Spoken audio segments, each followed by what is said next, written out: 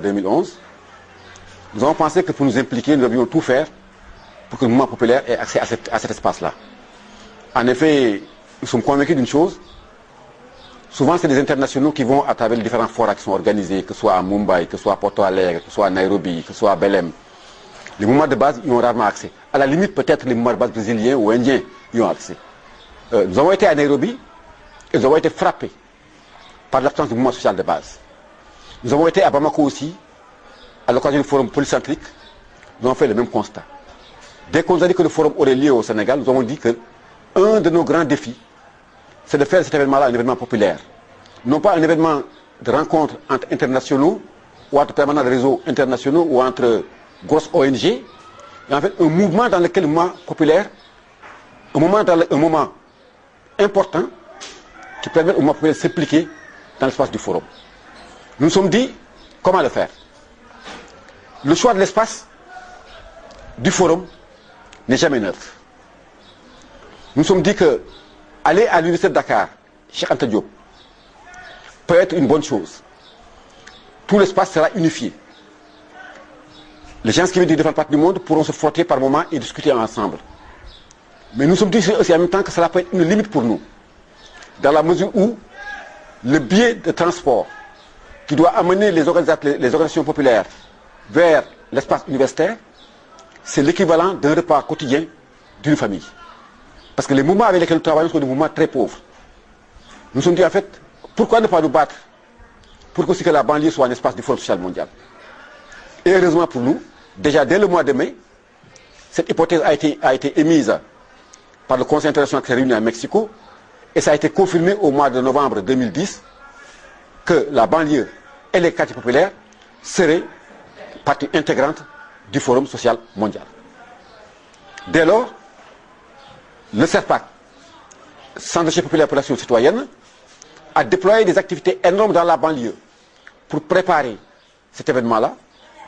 Mais aussi, en fait, nous sommes aussi dit en fait, que mieux vaudrait que nos activités aient lieu, non pas à l'UCAD, mais dans la banlieue même, au sein des quartiers populaires.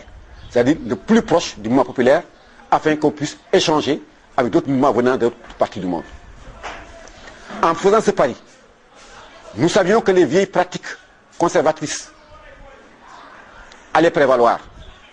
Autant on a reconnu que la banlieue était un espace du Forum social mondial, autant le comité d'organisation n'a pas mis les moyens pour informer la banlieue, qui quand même fait les 2 tiers de Dakar. Parce que quand même la banlieue, c'est 2 millions d'habitants. Donc en fait, les 2 tiers de la population de Dakar sont au niveau de la banlieue. C'est là où on trouve les quartiers les plus pauvres du Sénégal et de Dakar. Donc en fait, l'information n'a pas été prise en charge par le comité d'organisation sénégalais. En fait, nous sommes coupés par 4. Nous avons essayé autant que faire se peut avec nos propres moyens d'assurer l'information pour montrer que le Forum social mondial aura lieu au Sénégal et que dans la banlieue, il va y avoir des ateliers que nous allons organiser. Vraiment, ça a été un pari énorme. Pourquoi ce pari? Pour nous, il n'est pas admissible que les mouvements populaires délèguent leurs paroles ou bien délèguent leurs pensées à des ONG. En effet, un des grands risques que court l'Afrique, c'est en fait l'ONGisation. L'essentiel des ONG qui interviennent en Afrique, je ne dis pas toutes, ont comme programme le programme des bailleurs de fonds. L'essentiel des ONG se servent du mouvement populaire pour justifier leur financement, pour justifier leur activité.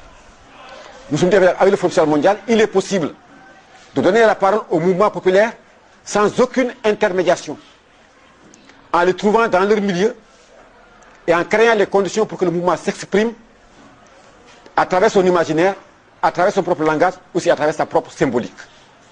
Cela est possible, d'autant plus qu'on doit le mettre en confrontation avec d'autres mouvements venant d'autres parties du monde. Et du coup, en fait, le mouvement populaire qui n'a pas accès au Forum social mondial, qui se tient ailleurs, au Sénégal, ce mouvement-là devra avoir accès à l'espace du Forum social mondial. Mais cela n'est possible pour nous, nous le pensons, qu'en restant dans les quartiers populaires, en rapprochant le mouvement du Forum social mondial du mouvement populaire. Nous pensons que ça, c'est une démarche que nous devrons étudier de plus en plus. En effet, le Forum social mondial doit être l'occasion de consolider les mouvements populaires des pays d'accueil. Au Sénégal, le mouvement populaire, il existe en soi, mais il est très faible, il est éparpillé, il est insulaire, parce qu'en fait, il n'a pas l'occasion d'échanger avec d'autres mouvements. il n'est pas connecté au plan international. À la limite, la connexion se fait à travers des ONG qui partent au de ce mouvement-là dans les différents forats internationaux.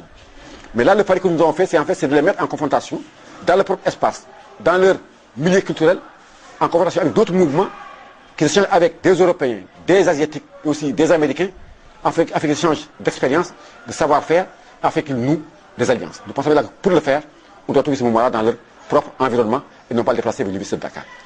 Et ce pari était un pari osé. Nous savions que ça allait être très compliqué. Parce qu'en fait, il fallait prévoir de travailler en langue nationale, en Wolof par exemple. Nous savions que nous devions aussi être prêts à travailler en Bamana, qui est la langue nationale numéro 1 au Mali. Nous savions que nous devions travailler aussi en Moré, qui est une langue du Burkina Faso.